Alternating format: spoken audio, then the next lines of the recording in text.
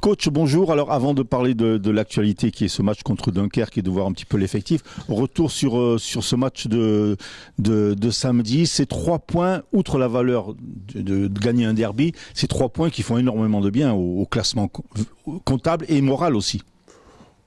Quand vous gagnez, quand vous êtes dans une situation un peu compliquée au niveau classement et que tous les points comptent, le contexte du match qui restait un derby, voilà, il y avait plein de choses qu'il fallait gérer.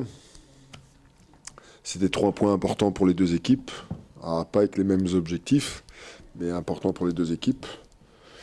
Et ça nous a souri à nous. Alors je vous cache pas qu'il y avait beaucoup de sourires après dans le vestiaire et dans le retour du voyage.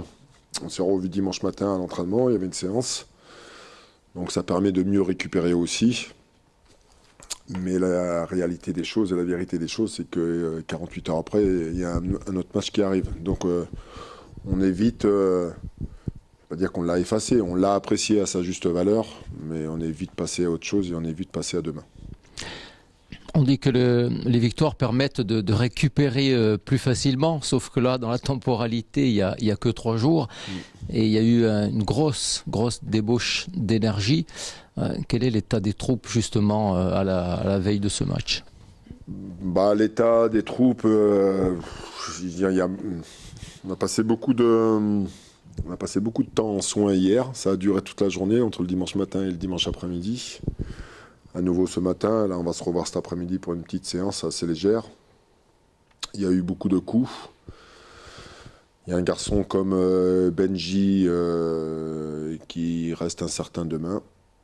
Une douleur à la cuisse suite à une béquille qu'il avait reçu déjà le match ici contre Valenciennes. Donc on avait passé toute la semaine aux soins pour pouvoir qu'il soit opérationnel contre l'ACA. Donc il y a une incertitude autour de Benji. On récupère Christophe qui sort de suspension. Et après les autres blessés, Boko et Salamanche toujours out. Taoui aussi. Et Adil Taoui pareil. Et pareil. Si je vous en parle pas, c'est qu'ils sont toujours dans le frigo. Alors, Régis Brouard, demain soir, match à double enjeu. Déjà, celui de distancer un concurrent direct de la course au maintien et aussi celui de renouer avec la victoire à domicile. Comment vous abordez ce match, justement, qui se prépare dans des conditions, on l'a dit, un peu particulières, puisqu'il n'y a que 3 jours pour le préparer?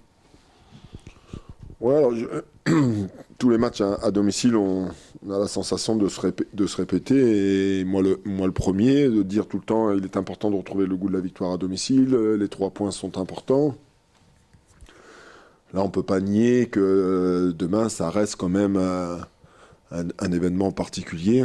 De pouvoir mettre Dunkerque à 6 points, ce serait déjà énorme. Vous sortez d'une victoire, voilà, il nous faut gagner à tout prix à nouveau ici parce que ça fait un moment qu'on n'a pas gagné. La dernière victoire c'est Quevilly en championnat. Donc il y a tous ces éléments, mais après ce sont des choses qu'on se répète tous les jours, on se le dit. Mais je crois que le match de demain a une faveur particulière quand même parce que ça pourrait nous rapprocher quand même de l'objectif qui est le maintien. En cas de victoire demain, cela ferait bonifier la victoire dans le derby. Le Sporting va devoir adapter une autre tactique. Si à Ajaccio c'était assez défensif, demain le Sporting devra créer le jeu sans atout majeur offensif. Avec nos absents, que ce soit derrière, au milieu ou qui restent des joueurs quand même, ce sont mes leaders techniques. C'est eux qui sont dans l'animation. Alors on avait fait un choix de jeu à la CA totalement différent, mais c'était à moi de m'adapter par rapport aux joueurs que j'avais à ma disposition. Là, je récupère que Christophe demain. On est à domicile, il va falloir créer des choses, parce qu'on va jouer contre une équipe aussi qui va venir défendre, comme ils sont sur une victoire contre Pau samedi.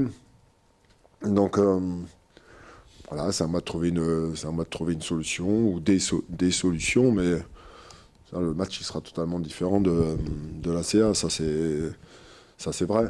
Donc savez, entre la prise de risque importante et puis le juste milieu, des fois, voilà, il faut trouver le bon équilibre. Et c'est à nous de trouver ça, de pouvoir bien attaquer et surtout aussi de bien défendre. Après le précédent match, vous aviez critiqué un petit peu votre jeu vous-même en disant on est un petit peu stéréotypé. Est-ce que vous avez avancé sur cette réflexion ? Moi, j'ai avancé dans ma tête. La réflexion, elle existe. Quand je revois les matchs et plusieurs fois pour regarder surtout les associations des uns et des autres. Alors, quand je parle des associations, c'est on joue avec 2 attaquants aujourd'hui.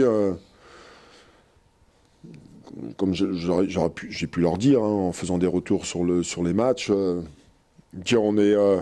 notre jeu est trop lisible et on n'arrive pas à trouver les bonnes associations sur des situations de jeu.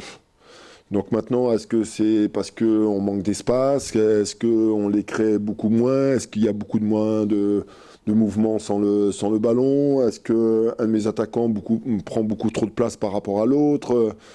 Donc ma réflexion, elle est là. Je regarde à nouveau nos matchs. Et voilà, il faut que je trouve autre chose. Il faut qu'on trouve autre chose ensemble. Parce que, et je le répète, notre animation offensive, elle est trop stéréotypée, elle est trop lisible. Je ne vais pas dire que c'est facile à défendre contre nous, mais quand ils ont compris les 2-3 petites choses de quoi on est capable par rapport à des situations de jeu, on voit bien que toutes les équipes ici, ils ont lu notre jeu. Donc, malgré qu'on joue des équipes avec des blocs bas, mais ils ferment certains espaces, ils ferment certaines passes d'intervalle quand c'est un joueur qui a le ballon, ils savent où il va la jouer. Donc voilà, maintenant c'est à nous de peut-être de modifier, de voir autre chose. Est-ce qu'il faut changer d'organisation? Est-ce qu'il faut changer de joueur? Est-ce qu'il faut changer de doublette?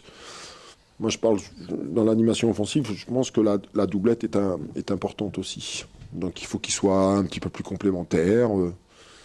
Est-ce qu'il faut jouer qu'avec un seul attaquant? Est-ce qu'avec d'autres milieux au milieu aussi? Il y a plein de choses. Mais on y travaille. Toujours sur votre 11. Depuis le départ de Tom Ducrot, il y a un poste qui était le titulaire, il y a un poste qui est vacant devant la défense. Vous avez 3 joueurs a priori à disposition. Est-ce qu'il y en a un qui a vos préférences? Et Kylian, oui. Est-ce qu'il y en a un qui a vos préférences ou ça peut tourner selon l'adversaire? Non, alors, vous savez, moi j'ai pas. Alors, Tom était un élément hyper important, Ducrot dans notre jeu, parce que c'était avant tout dans notre première relance, dans notre première animation, c'était lui qui était attribué à ça, comme il avait une qualité de passe importante. Après, j'ai 3 joueurs dans des registres différents, même si Ronca et Yakou peuvent se ressembler, parce que c'est avant tout des récupérateurs, ils aiment bien venir chasser l'adversaire, et Kylian, avec son pied gauche, il est plus capable de ressortir un peu les ballons. Donc, c'est un problème peut-être de doublette. Quelle est la meilleure... plus efficace dans la récupération du ballon et dans l'utilisation du ballon. Ils ont été très bons tous les deux à la CA, très très bons tous les deux sur l'aspect tactique, parce qu'on avait prévu des choses et sûrement en direct vous n'avez pas fait attention, mais ils ont colmaté des brèches, ils ont coupé, ils sont sortis sur des bases de pressing à une certaine hauteur, ils ont vraiment respecté, donc tous les deux ils ont été bien.